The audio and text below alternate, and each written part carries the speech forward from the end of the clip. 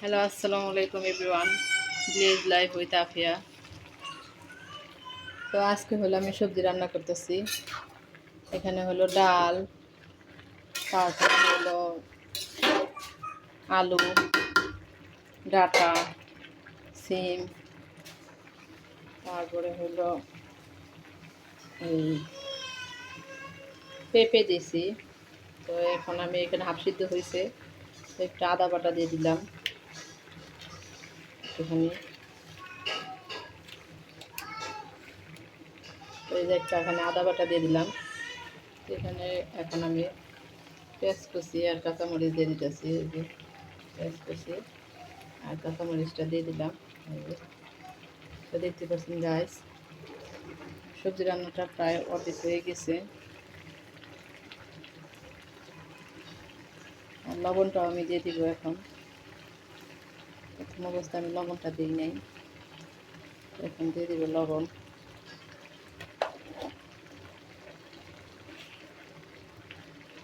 তো লবণটা দিয়ে দিলাম। তো এবার বেশি সবজি রান্না করে খাবেন, অবশ্যই ভালো লাগবে।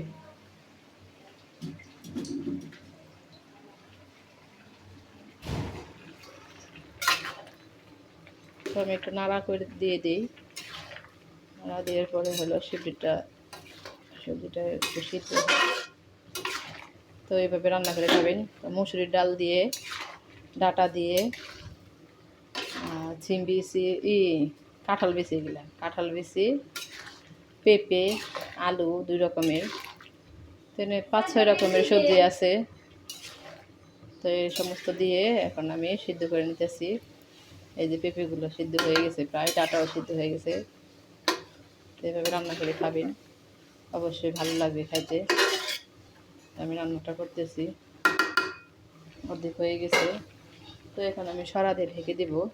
এখানে ঢেকে দিলাম। তো আপনারা দেখতে থাকুন গাইস।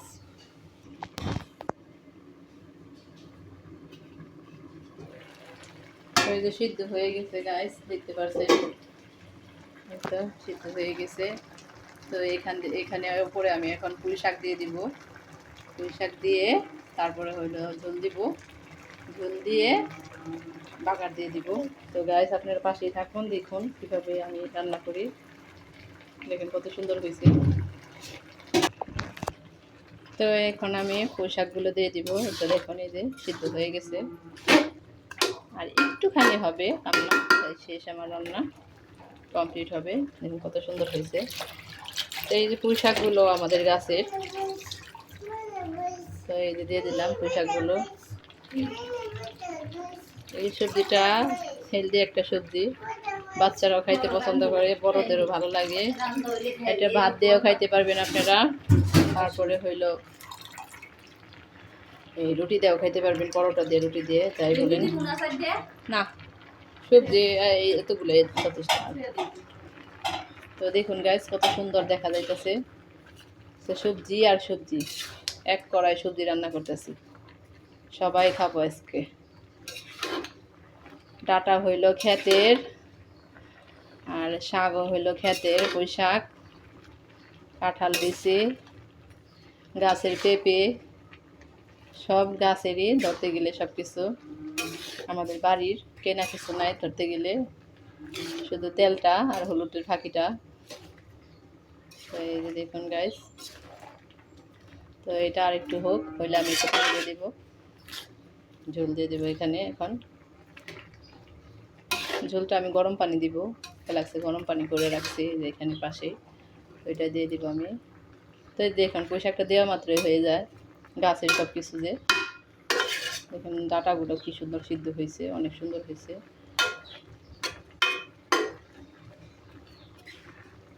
এটা আর আমি সিদ্ধ করার দরকার নাই, যে হয়ে গেছে দেখেন, দিতে দিতেই মিশে গেছে সবজির সাথে, আচারা দিয়ে সাথে সাথে। দেখতে পাচ্ছেন গাছ, এভাবে রান্না করে খাবেন। তো আমার দেখে এখনই জিভে জল আসতেছে, পানি এসে বসে দেখেন। তো এখানে আমি একটা ঝোল দিয়ে দেবো এখানে, দেখুন ঝোলটা দিয়ে দিতেছি রান্নার মধ্যে, পাশে থাকুন। এই তো দেখুন রান্না পাস ডান। এখন আমি এটা একটা বাগার দিব। তো ঝোলটা দিয়ে নিই।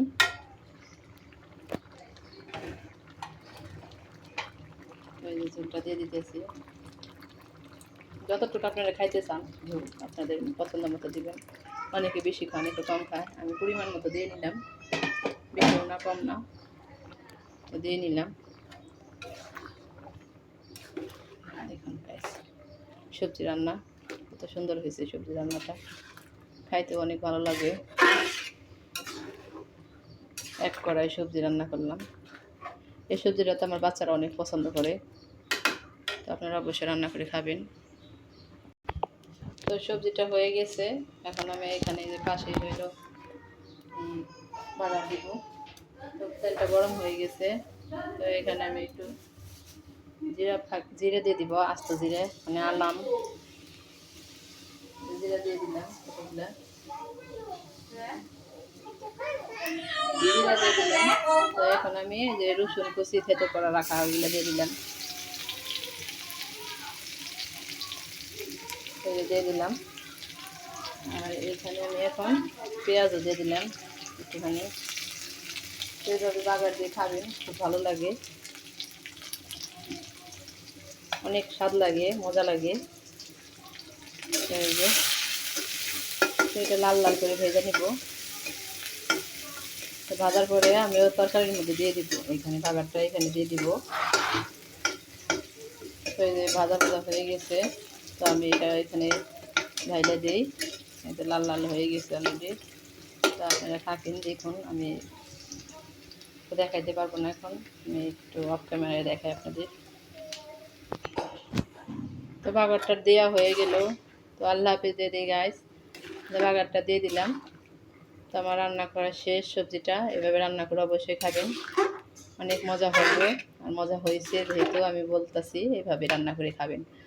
যত ধরনের সবজি আছে ওই সবজিটা এভাবে ডাল দিয়ে রান্না করবেন, আর বাচ্চাদের দিবেন, বাচ্চারাও খাবে, বড়রাও খাবে, সবাই খাবে, অনেক মজা করে আনন্দ করে খাবে।